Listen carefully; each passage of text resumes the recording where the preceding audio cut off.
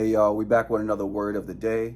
I know it's been a while, but God dropped this in my spirit a couple weeks ago, and I just feel like right now is the time to give that word out. I'm not gonna be before you long. I'm just gonna move as the spirit tells me to move. The book of Acts, chapter 10. My main verses will be verses 9 through 15, verses 28 through 29, verse 34 and 35, and verses 44 and 45. We're going to be talking about, there was a man named Cornelius. He was a centurion, by the way. I'm sorry. And an angel appeared to him and told him, the Lord heard your prayers. So I want you to send for this man named Peter. So Cornelius sent 3 of his servants to go to get Peter. The day before they got there, Peter had a vision sitting on top of his rooftop, which was going to lead us to verses 9 through 15. It says, the next day, as they were on their journey and approaching the city, Peter went up on the housetop about the 6th hour to pray, and he became hungry and wanted something to eat. But while they were preparing it, he fell into a trance, and he saw the heavens open and something like a great sheet descending, being let down by its 4 corners upon the earth. And there were all kinds of animals and reptiles and birds of the air. And there came a voice to him, rise, Peter, kill and eat.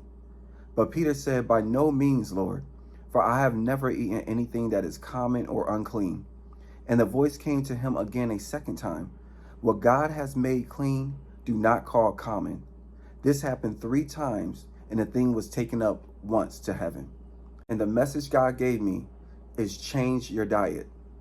So then fast forward, Peter ended up going with the 3 men who came to get him and going back to talk to this man Cornelius. Skip down to verses 28 and 29. And it says, and he said to them, you yourselves know how unlawful it is for a Jew to associate with or to visit anyone of another nation. But God has shown me that I should not call any person common or unclean. So when I was sent for, I came without objection. I asked then why you sent for me. So Peter was asking Cornelius, like, I'm a Jew, you're a Gentile. We have no dealings with those type of people. So why would you call upon me to come and have any dealings with you?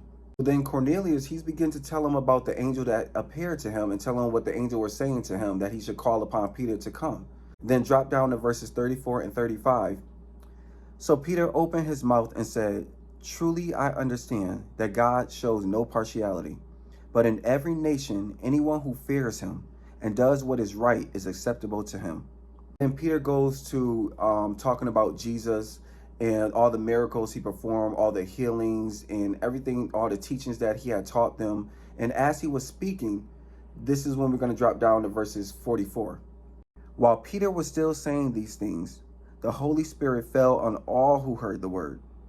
And verse 45, and the believers from among the circumcised who had come with Peter were amazed, because the gift of the Holy Spirit was poured out even on the Gentiles. Change your diet, y'all. God is doing a new thing, y'all. In Joel 2:28, it says, I will pour out my spirit upon all flesh. I just feel this message is for the church. God is getting the church ready to be in a acceptable and loving position to accept all the people he's about to call to the church. People from all walks of life, people who's in all types of sins. And we can't have that judgmental spirit upon us when they walk into the church. We looking at them sideways or judging them. We're on the phone gossiping about that person. God is saying, but who's praying? You done gossip and ran your mouth so much. You done ran out of breath and now you can't pray.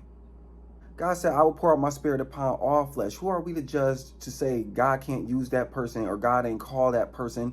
You either believe God can do all things or you don't believe him.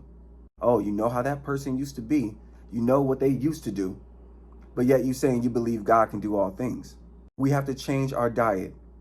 What you used to walking through the church doors is going to be no more.